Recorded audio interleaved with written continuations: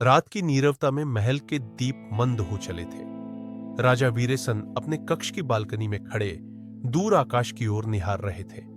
तीनों तारों की तरह उनकी बेटियां उनसे दूर थीं, एक युद्ध में, एक तप में और एक अजनबी की छाया में। उनका हृदय भारी था, पर आंखों में एक दैवी शांति थी। शायद यही पिता का धर्म होता है, बेटियों को उड़ने देना, चाहे दिल टूट ही क्यों न जाए।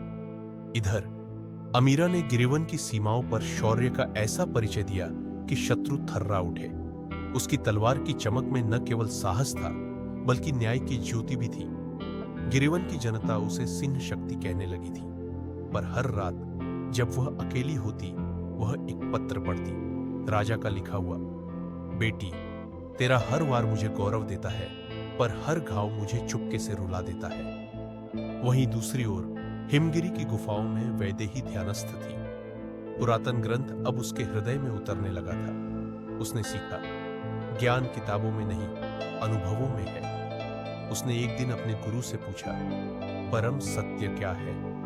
गुरु मुस्कुराए, जो त्याग में भी प्रेम देख सके, वही सत्य को जान सकता है। वह समझने लगी थी, शायद उसका मार्ग केवल ज्ञान का नहीं, प्रेम और करुणा का भी है। और उधर राजमहल की अंधेरी गलियों में मेहर एक नई कहानी बुन रही थी। वह अजनबी अब बोलने लगा था, और उसके शब्दों में जले हुए अतीत की राख थी।